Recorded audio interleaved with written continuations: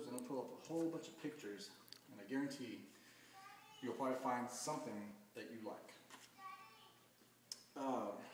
There's also software programs out there, and there's actually a free one that I like to use that's available online. It's called Google SketchUp. It's a free download, and what you do is you can build a three-dimensional model of this room, or of your room. You know, it has the measurements.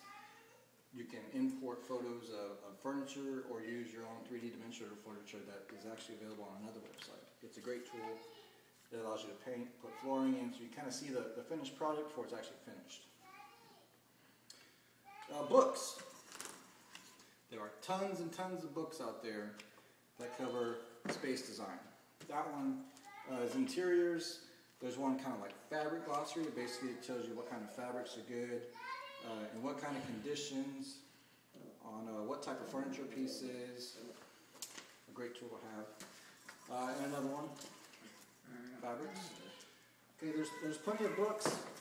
You can go to your local bookstore, Barnes & Noble, Hastings, stuff like that. I recommend you get some kind of book and maybe read up a little bit on design. That way you don't buy something that maybe isn't going to last you in your design, or something that's going to clash with something else you're going to buy later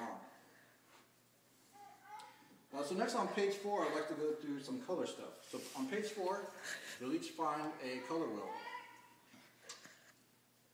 Now, I'm going to go ahead and go through the different kind of color schemes, just so you can see how many different ways you can approach designing a room as far as involving color, okay?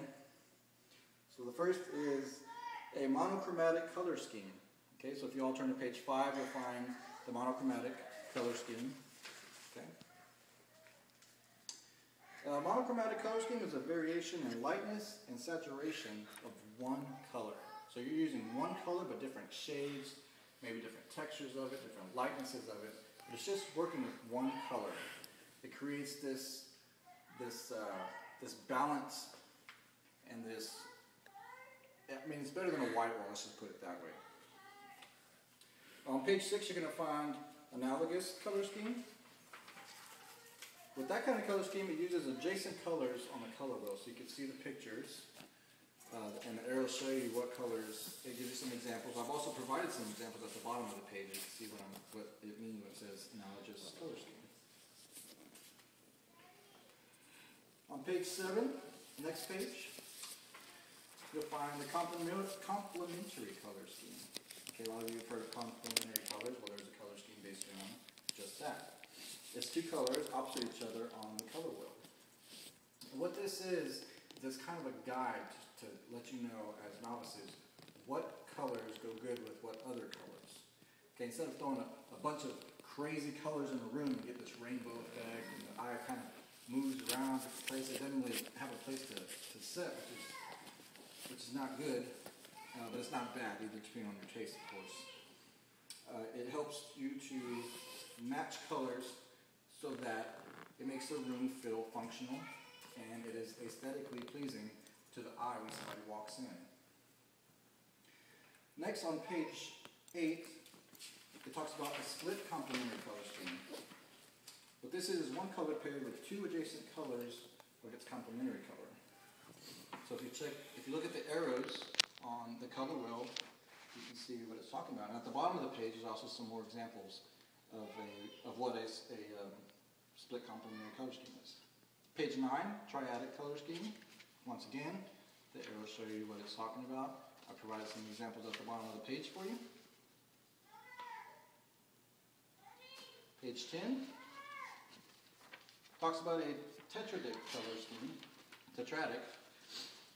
It uses 4 colors on it. Now, the more colors you use, the more difficult it is to actually get the right balance of colors in the room. So, for novices, we tend to stay with the complementary colors and probably the monochromatic color scheme. But if you'd like a challenge, then go ahead and try the tetradic color scheme, which is 4 colors. It's 2 sets of complementaries. Something else to keep in mind when adding color to a room, since we're on topics of colors, is the meaning of color. The emotions that you get when you are surrounded by certain colors. So on page 11, you'll find a color meaning chart. What it is, it has a bunch of different blocks of colors on it, you can see in your handouts. And it lists some emotions that are tied to that color. For instance, red can mean fiery passion. Blue has more of a calming effect. Purple sets off a love romance type feeling. And where this is important is you don't want to put the wrong color in the wrong room. So if you're trying to stimulate appetite, you don't want to put purple in the dining room, because everybody will be eating, but they'll also be feeling some love romance going on. I don't think you want that around the table, right? The next I'd like to talk about warm versus cool colors. Now this is not in your handout, but I'm going to go ahead and throw this in anyways. It gets more and more complicated. There's a lot of areas to cover when it comes to space design.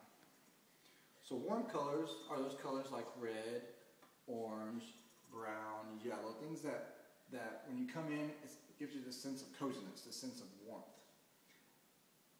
To complement that color and also to balance out the room, you also want to have some cool colors in it. Now you don't have to, but it is an option. Now cool colors you're going to find are like purple, blues, greens. And what that does is it cools the room down, not literally speaking of course, but it gives you this feeling of coolness. So you're coming from the heat, you come into a red room, you're probably going to feel a little hot. You know, it just gives you that type of feeling. Whereas coming from the heat, you go into a blue or a purple room, you're going to feel a sense of coolness come over you. It's something to do with the psychology of colors, and it's working on the brain, and that's a whole other area that I won't cover here because this is about space design. So on page 12 is the inspiration page. As you can see, I've given you different pictures of different rooms that people have designed. Now usually these are done by professionals, and you can probably tell in those designs that, you know, some novice like we are, you know, we're probably not going to set the standard that high the first time we do it, but you can see what can be accomplished by following the rules of color schemes and layout function and balance and stuff like that. Another important aspect of space design is having a focal point.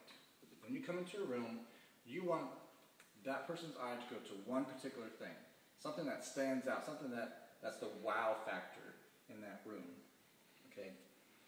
Part of good space design is when people enter a room, you don't want their eyes traveling everywhere, because chances are they're going to miss something important, maybe something that you worked extra hard on. So by creating this focal point, you give the eye something to draw itself to.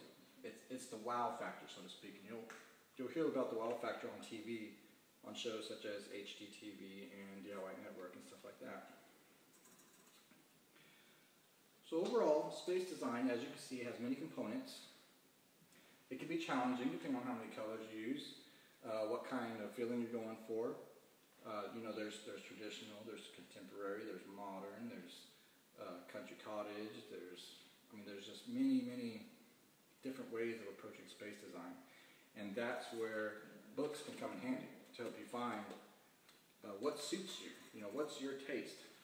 And when you find what you're looking for, you'll get a spark of inspiration, and you'll begin the process